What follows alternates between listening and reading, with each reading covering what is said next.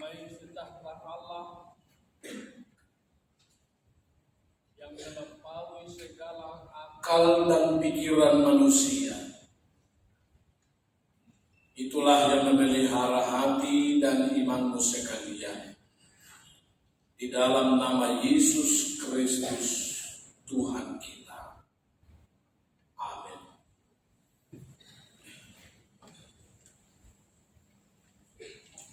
Saudara kekasih, selamat hari Minggu, Shalom bagi kita semua. Kita bersyukur hari ini 80 tahun Republik Indonesia Merdeka, yang sekaligus menjadi refleksi firman Tuhan bagi kita sesuai dengan firman Tuhan yang tertulis dalam 1 Petrus 2 ayat 11 sampai 17. Demikianlah firman Tuhan.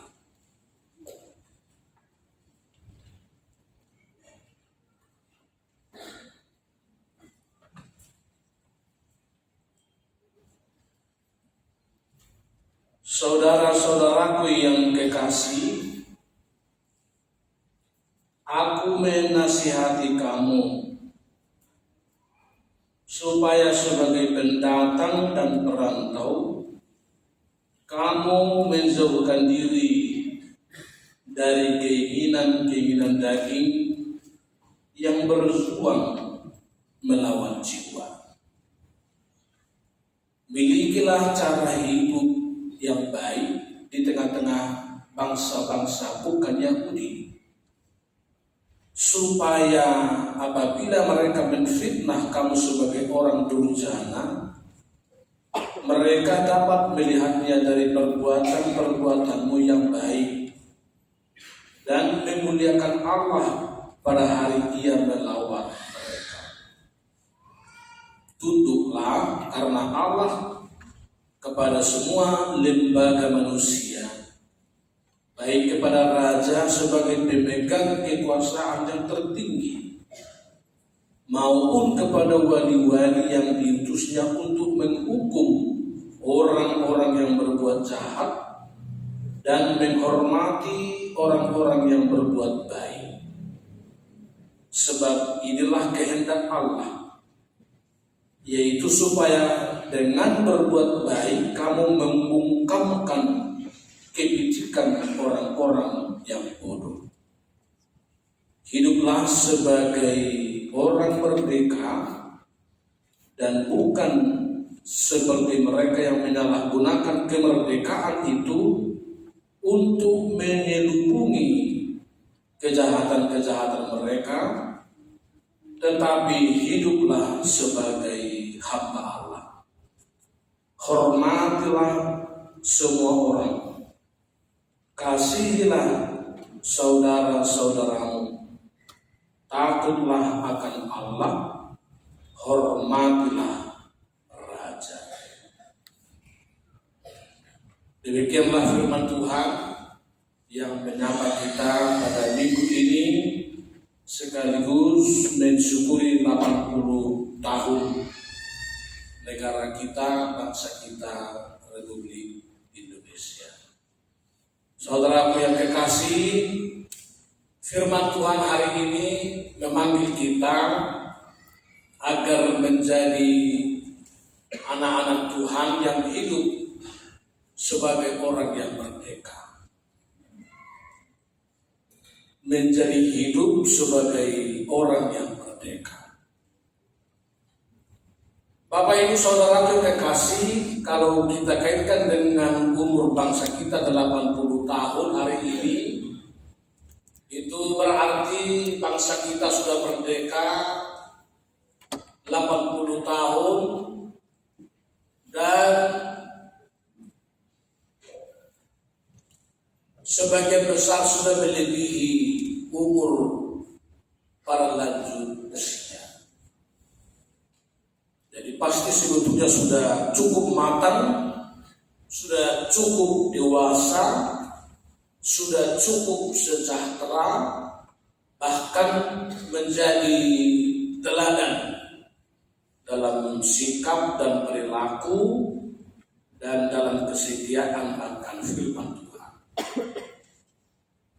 Maka oleh karena itulah kita hari ini juga dipanggil untuk mengisi kemerdekaan kita itu, agar kemerdekaan ini semakin memerdekakan kita dan semakin jauh dari pola hidup yang memperbudak satu dengan yang lain. Kalau bangsa kita merdeka dari penjajah Belanda atau Jepang, tetapi sebagai orang beriman kita merdeka dari segala perbudakan dosa dan kejahatan. Kalau kita sudah merdeka dari bangsa penjajah, tentu tidak ada yang ingin di antara kita satu orang pun untuk kembali dijajah oleh penjajah. Sepadan dengan itu, firman Tuhan juga menghendaki kalau kita sudah dimerdekakan, dibebaskan Tuhan dari perbudakan dosa dan kejahatan di dunia ini, maka kita pun dipanggil untuk tidak lagi pernah kembali kepada perbudakan dosa dan kejahatan itu. Kalau kita sejenak membuka Kolose 1 ayat 13, sebetulnya dalam terang firman Tuhan kita juga ditarik oleh Tuhan dari kungkungan dosa, dari perbudakan dosa, karena sesungguhnya kita tidak dapat lagi sendiri melepaskan kita dari perbudakan dosa itu. Mirip seperti kita bagi yang mereka pernah berladang di sawah, yang seperti tanah bahasa Batak dore, tanah gembur, tanah gambut yang amat tajam. Kalau kita sudah sempat jatuh dalam tanah gambut yang sangat mendalam itu, gravitasi bumi sepertinya akan menarik kita semakin jauh ke bawah. Maka agar kita bisa lepas dari situ dibutuhkan orang yang menolong. Sebab semakin kita bergerak dalam tanah gambut yang sangat tajam itu, maka kita semakin di bawah, ditarik semakin dalam.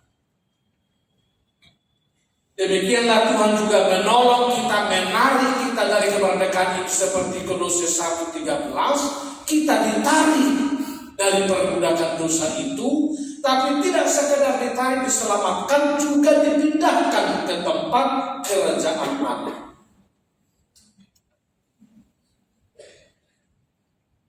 Saudaraku yang kekasih, seperti itulah Tuhan memerdekakan kita keluar dari perbudakan dosa itu.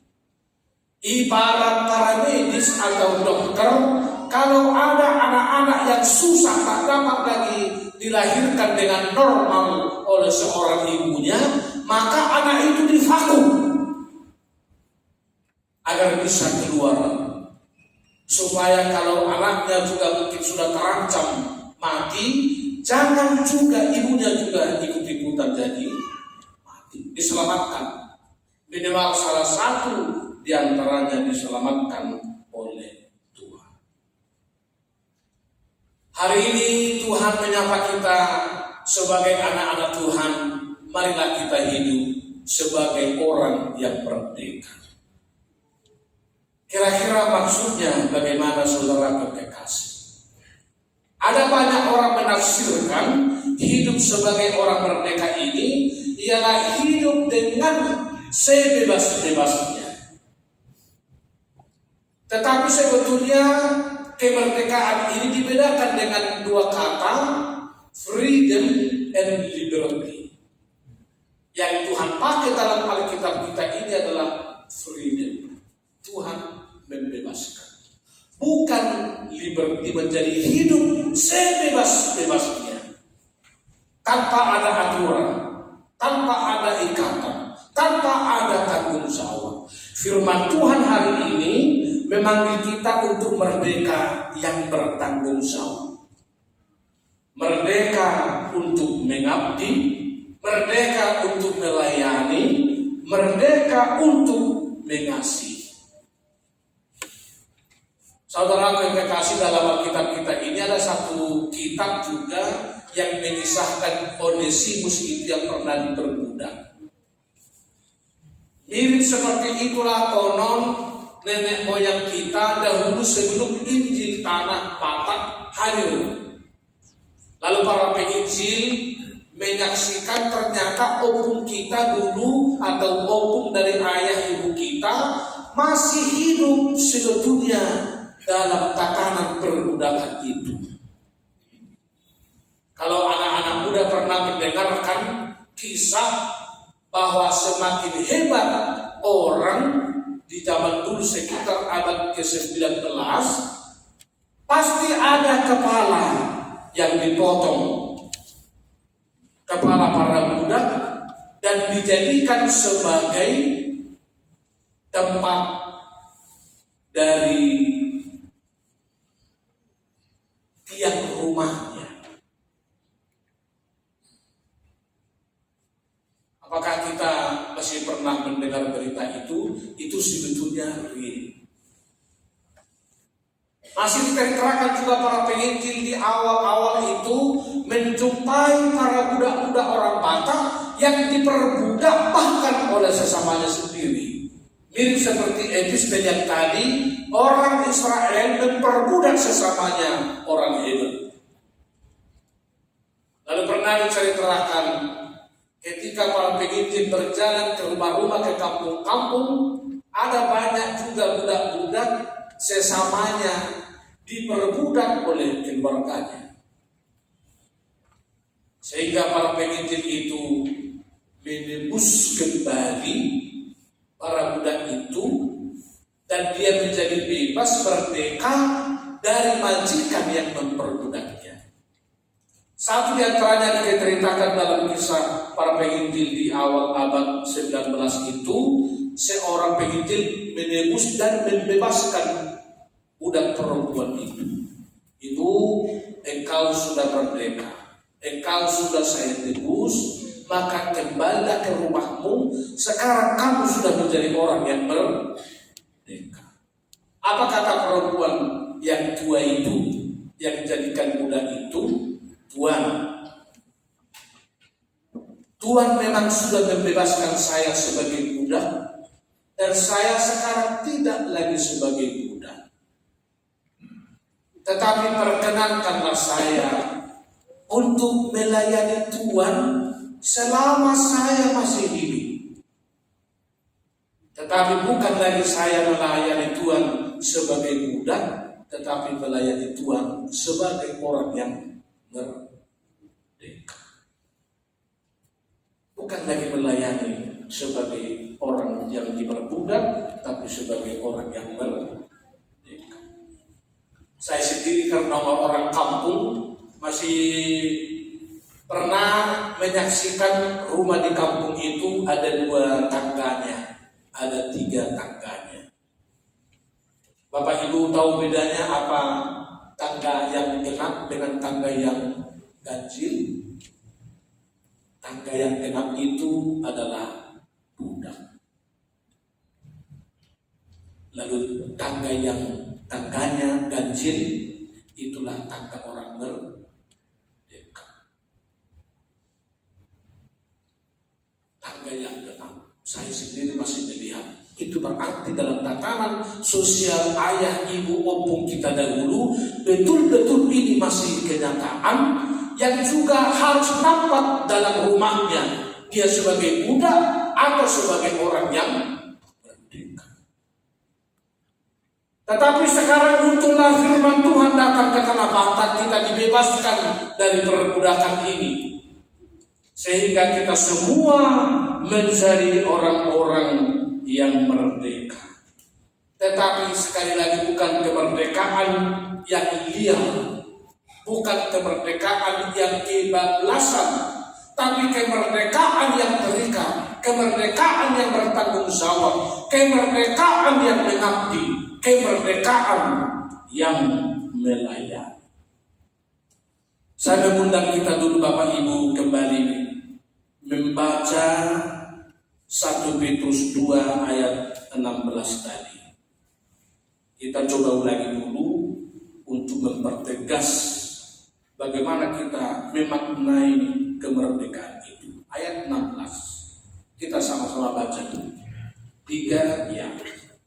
Hiduplah sebagai orang merdeka dan bukan sebagai mereka yang menyalahgunakan kemerdekaan itu untuk melindungi kejahatan-kejahatan mereka, tetapi hiduplah sebagai hamba Allah. Mari kita underline di sini, tidak menyalahgunakan kemerdekaan itu untuk menyelubungi kejahatan-kejahatan mereka. Karena banyak juga orang-orang Kristen mengaku memaknai kemerdekaan itu dengan bebas, sehingga dia tidak lagi bisa diatur oleh orang tuanya, oleh gurunya, oleh majikannya. Pokoknya dia yang mengatur diri sendiri. Dia mau lakukan, terserah dia. Dia mau diingatkan, dia tidak menerima. Yang penting tidak ada orang yang bisa mengatur dia. Dan itulah yang dipahami kemerdekaan. Kemerdekaan yang tanpa aturan, tanpa ikatan, dan tanpa pencampur tangan dari banyak orang lain. Saudaraku yang kekasih, bolehkah kita beribadah di gereja ini pakaian bikini? Saya rasa boleh. Karena Tuhan menerima semua orang apa adanya. Apakah kurang bahannya dari bawah? Boleh juga. Karena kadang-kadang jika tidak merasa penting bagi orang yang merdeka, sehingga kita bebas. Itu sebabnya kadang-kadang banyak juga anak-anak muda yang mulai tergoda pakai you can see supaya dia merdeka. Pendek dari atas, lebih tinggi dari bawah pakaiannya. Lalu ketika ditanya, kenapa begitu? Supaya sedikit modern namanya. Maka pernah juga saya bilang berarti yang lebih modern adalah sahabat kita dari Papua. Karena turunnya banyak dari atas, naiknya juga banyak dari bawah. Kita merdeka sebetulnya bebas, tidak ada yang melarang. Tapi kita tidak ada dalam ruang privat. Kita ada dalam dimensi ruang sosial terhadap sesama kita. Itu sebabnya saya sebutkan juga kadang-kadang itu bisa menimbulkan banyak dosa. Apalagi gadis-gadis yang masih muda dan cantik. Sebab kalau dia pakai bikini dan you can see, kalau kita nggak lihat, kita rugi. Tapi kalau kita lihat, kita penuh dengan dosa. Maka berbahagialah Bapak Ibu, terutama anak-anak muda yang kalau beribadah pun meski engkau merdeka, tapi jangan lupa engkau ada dalam dimensi ruang dan waktu bersama dengan sesama. Kemarin saya bercerita dengan satu pertanyaan juga kita di Medan Sudirman ini. Pengalaman makan pangsit dalam sebuah kedai yang dilayani oleh seorang ibu yang tua. Harga pangsit ini 35.000. Lalu kita makan dengan kenyang. Kita mengembalikan uang 50.000. Harusnya kembali 15.000. Tapi ibu-ibu ini, opung ini sudah tua. Matanya sudah kabur. Sulit dia membedakan uang 5.000 dengan uang 100.000. Maka akan dikembalikanlah kepada kita 3 lembar harga 100.000. Padahal tadi kita memberikan uang harga 50, harusnya kembali 15. Kita bisa merdeka sebetulnya, langsung mengantongi lalu pergi. Mungkin orang yang tidak hidup dengan firman Tuhan, dia akan berkata, terima kasih puji Tuhan, engkau Tuhan sudah mendengarkan doa, sudah makan kenyang, dikembalikan lagi uang 300.000. Karena opung ini mengira yang diberikan itu ialah 3 lembar harga 5.000. Itu kemerdekaan yang libertinis. Tapi ada kemerdekaan yang bertanggung jawab, bahwa kita tidak punya hak untuk menerimanya. Lalu kita akan mengembalikan itu dengan mengatakan opung salah kasih. Yang opung kasih ini bukan harga 5.000, tapi harga 100.000. Itulah kemerdekaan yang mengabdi, kemerdekaan yang melayani, kemerdekaan yang bertanggung jawab. Ala yang ko sibaw ko ibana, pasti orang naro Tuhan, di boto horo nasolong di ya.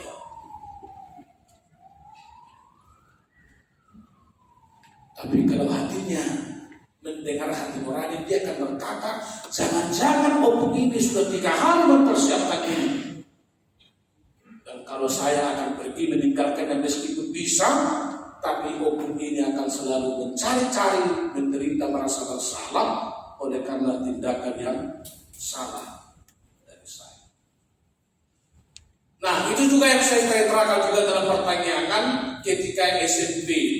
Saya tahu kita juga pernah barangkali seperti ini. Ini di kampung saya di Paragilan namanya. Ada opung lubis yang sudah 80 tahun tapi rajin tetap menggoreng-goreng pisang untuk anak-anak sekolah SMP. Dia tidak lagi melihat. Dia hanya berharap orang yang menerima atau membeli pisang gorengnya orang yang jujur, anak-anak. Tapi jujur saya juga pernah berdosa di situ. Karena saya mengambil goreng pisangnya 1 tangan kanan, opungnya tetap masih asik menggoreng goreng pisang.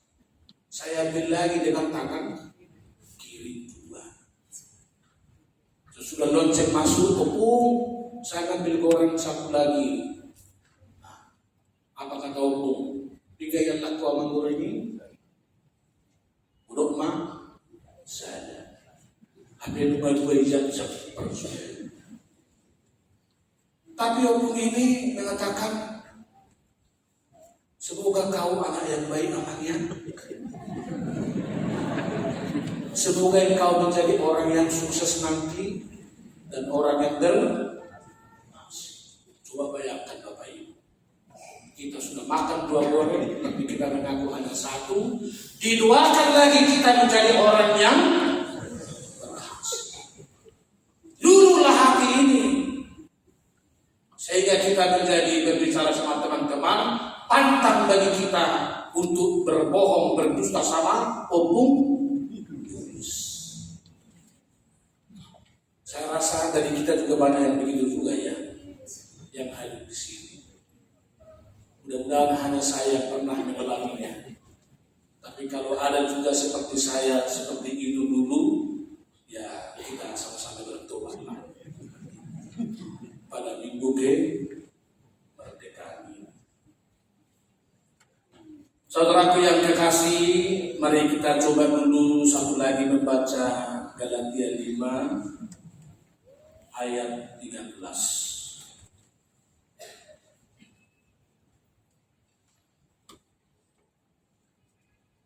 Galatia 5 ayat 13.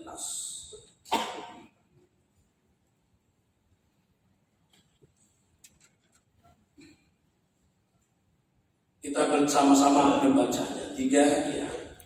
Saudara-saudara, memang kamu telah dipanggil untuk merdeka.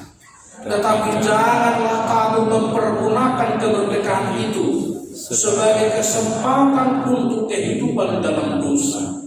Melainkan layanilah seorang akan yang lain oleh kasih. Tuhan jujur lewat firman-Nya, kamu sudah dipanggil untuk merdeka. Tapi jangan pernah mempergunakan kesempatan untuk hidup dalam dosa. Melainkan layanilah seorang akan yang lain oleh kasih. Inilah kemerdekaan yang mengabdi, kemerdekaan yang melayani.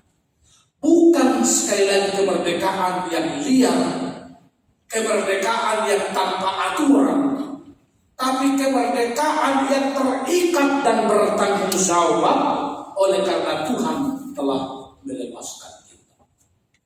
Kalau Tuhan sudah memerdekakan kita Bapak Ibu dari dosa dan kejahatan, itu berarti kita tidak lagi kembali mengabdi kepada dosa dan kejahatan, tetapi kita mengabdi kepada Tuhan yang telah membebaskan dan memerdekakan kita. Maka kalau disebut kita menjadi orang yang merdeka, maksudnya ialah kita merdeka untuk berbuat baik. Tidak ada orang yang melarang kita untuk berbuat baik. Kita merdeka sebaliknya untuk tidak lagi melayani hawa nafsu. Kita merdeka untuk mengasihi, tetapi kita bukan merdeka untuk merusak. Kita merdeka untuk beribadah. Bertobatlah mereka yang dalam umur 80 tahun bangsa kita ini masih melarang orang untuk hidup beribadah. Maka kita juga mendoakan teman-teman kita di Padang, di Garut, dan di tempat lain. Saya sendiri 2016, 2020 terlalu banyak makanan dilarang beribadah di Jawa Barat. Bahkan kadang-kadang saudara kekasih, saat kita mau bernyanyi dan berdoa, sound system sahabat kita anak-anak Ismail itu dibuat justru di pintu tempat kita beribadah. Itu sebabnya kalau pemerintah ribut-ribut soal film di Wali San, saya termasuk yang sangat keberatan. Memang anak Abraham itu satu namanya Ishak. Tapi karena Ishak dibikin sutradara ini anaknya, sahabat kita menjadi keberatan. Katanya anak Ishak itu harus Ismail. Itu versinya. Nah, kemerdekaan seperti ini harus sebetulnya kita pelihara dan kita jaga. Maka saya juga menuliskan di website kita hkbp-sudirman.org. Meskipun itu mula-mula, tapi kita boleh baca Bapak Ibu.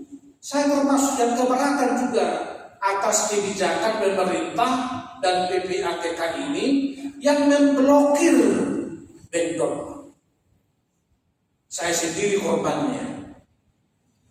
Dan saya buat dalam tulisan itu, kita mendoakan pemerintah jangan lagi gegabah membuat kebijakan yang mempersulit hidup rakyat dengan ekonomi rakyat di tengah-tengah bangsa dan negara kita Republik Indonesia.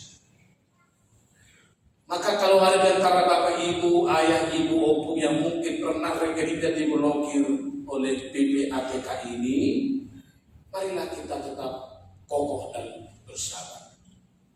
Mungkin memang sedikit mengganggu untuk anak cucu dengan jajannya dan lain-lain, tapi kita berharap kebijakan yang sama semoga tidak lagi terbit pada waktu-waktu yang akan datang. Namun perbudakan ini tidak lagi hanya membicarakan di luar diri kita, tapi terutama mungkin di rumah tangga kita. Banyak mungkin juga laki-laki berpacaran dengan perempuannya tapi memperbudak perempuannya, tidak bisa ngomong. Atau mungkin juga di rumah terjadi perbudakan masa kini. Hanya ayah yang dapat berbicara, ibu maunya terus di. Tapi sebenarnya yang paling parah ialah kadang-kadang kita mau berjumpa dengan ibu-ibu, kita mau bertanya di mana bapaknya, tidak usah mang, bapak sedang ada jadwalnya. Apa jadwalnya hilang? Cuci piring. Itu juga perbudakan sulit. Dengan bahasa yang lebih. Ada juga ayah memperbudak anak-anak harus setiap hari menyemir si bakunya tanpa ada terima kasih. Padahal kalau ayahnya kasih 1.000 jajan kepada anak, bilang terima kasih. Tangan yang kanan, tangan manis. Tapi kalau anaknya itu tiap hari membersihkan kamar bapaknya atau menyemir sepatunya, banyak juga orang tua yang ogah untuk tidak menyampaikan terima kasih kepada anak. Maka jauhlah dari kita Bapak Ibu perbudakan itu dengan model-model terbaru, bahkan mungkin di rumah tangga kita masing-masing.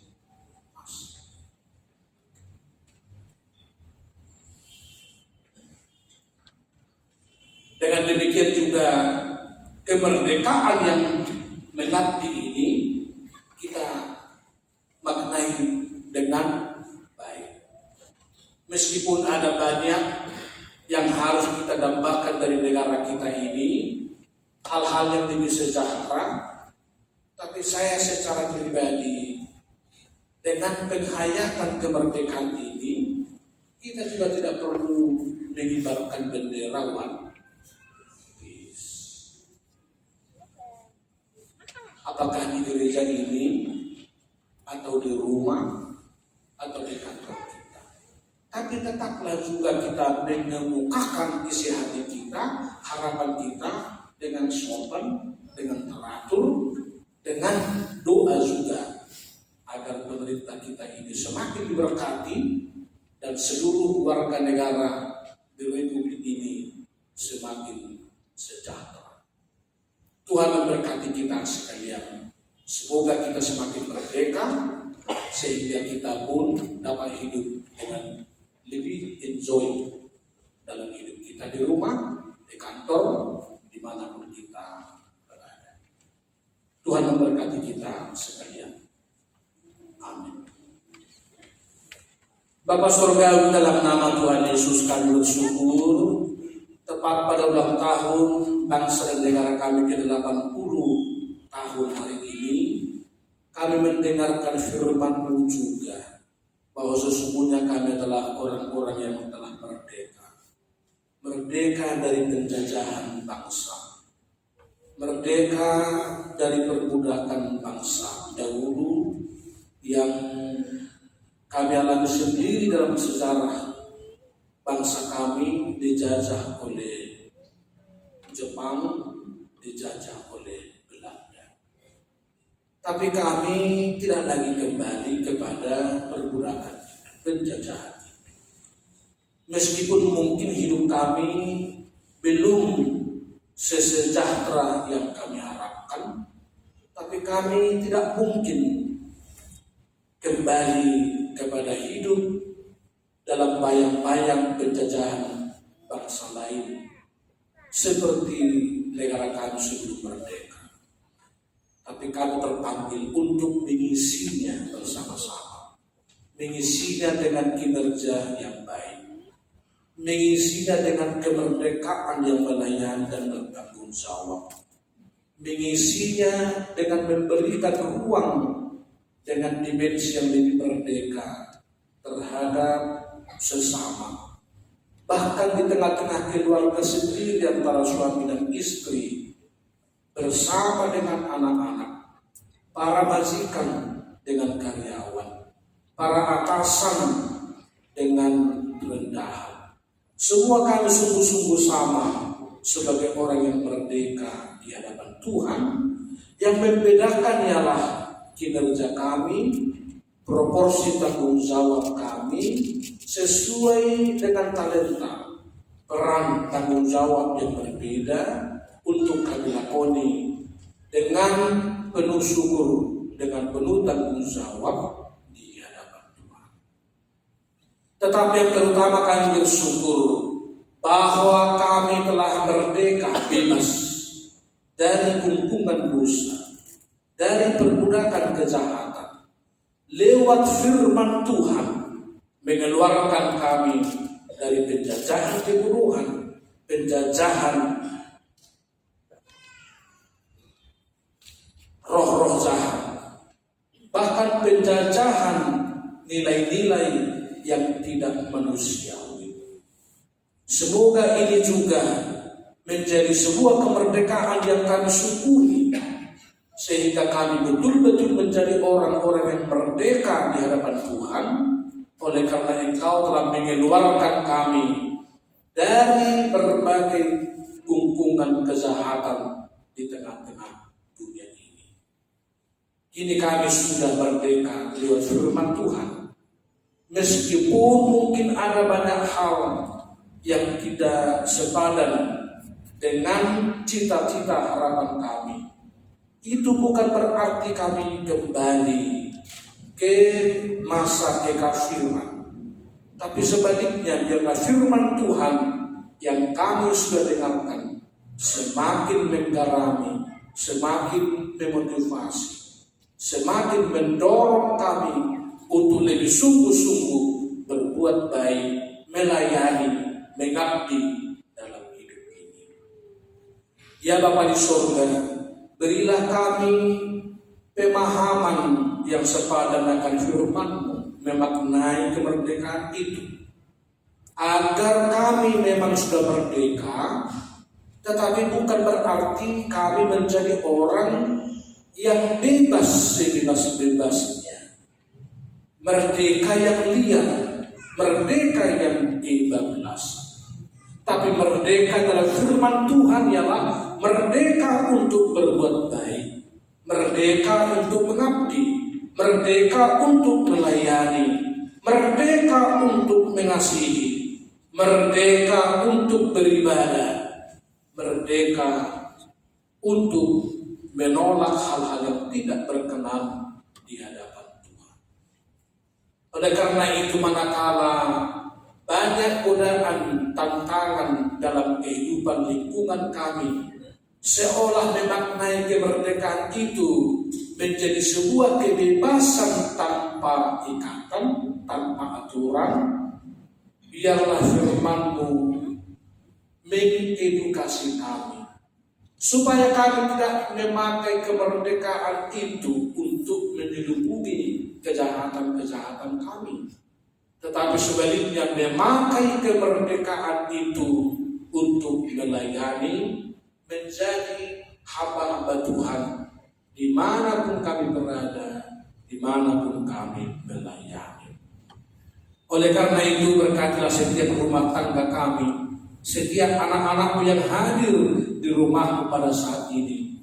Manakala di antara mereka ada yang merasa tertekan, apakah oleh karena atasannya atau oleh orang lain, mungkin dengan uzur, dengan hutang, dengan pinjaman, atau dengan studi, merasa tertekan dan diperbudak. Biarlah firman Tuhan menolong dia, memerdekakan dia, membebaskan dia menjadi orang yang merdeka untuk melayani Tuhan, untuk melakukan yang terbaik dalam kehidupannya. Dalam keluarga kami pun, jauhkanlah nilai-nilai perbudakan sekecil apapun antara seorang ayah dengan ibu, dengan orang tua bersama anak, atau bahkan dari anak terhadap orang tua. Tapi biarlah rumah kami menjadi rumah yang merdeka, merdeka untuk berbicara, merdeka untuk senyum, merdeka untuk berbuat baik, dan merdeka untuk mendengarkan firman. Berkati pemerintah kami, agar dengan umur merdeka 80 tahun ini, bangsa dan negara kami, seluruh rakyat yang dipimpin, semakin sejahtera pada waktu-waktu yang akan datang. Tapi Tuhanlah juga menolong secara khusus agar bangsa kami dalam hidup beribadah semakin jauh dari tekanan-tekanan para intoleran. Agar para intoleran juga memaknai kemerdekaan ini menjadi hak semua bangsa. Penjajahan di atas bumi harus dihapuskan. Bahwa bangsa ini kami bangun bersama-sama dengan kepelbagaian. Bangsa ini tidak kami bangun hanya dengan satu nilai, hanya dengan satu agama, tapi dengan agama, keyakinan yang berbeda-beda. Tapi meski berbeda-beda, kami tetap boleh saling mengasihi satu sama lain. Tuhan menyapa para kelompok-kelompok intoleran di tengah-tengah bangsa ini, agar kiranya pada waktu-waktu yang akan datang, mereka semakin bersahabat dengan setiap orang yang berbeda, sehingga ibadah-ibadah pun dapat kami lakukan dengan baik, dengan sungguh-sungguh memuji memuliakan namamu, tanpa ada tekanan dalam hidup beribadah. Berkati secara khusus Menteri Agama Republik Indonesia, agar dengan pertolongan Tuhan, Menteri kami ini juga memiliki daya juang yang tinggi, menjaga, mengawal kebebasan beribadah di tengah-tengah bangsa dan negara kami. Hari ini kami mendengarkan duka saudara-saudara kami di Poso saat mereka beribadah. Gempa menjadikan mereka menangis satu dengan yang lain.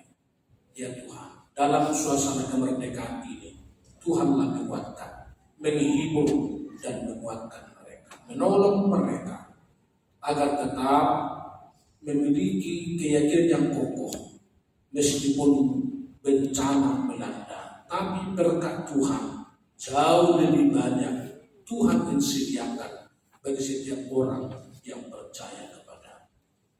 Dengarlah ya Tuhan doa dan permohonan kami ini yang kami haturkan dalam nama Yesus Kristus, Tuhan dan Juru Selamat kami.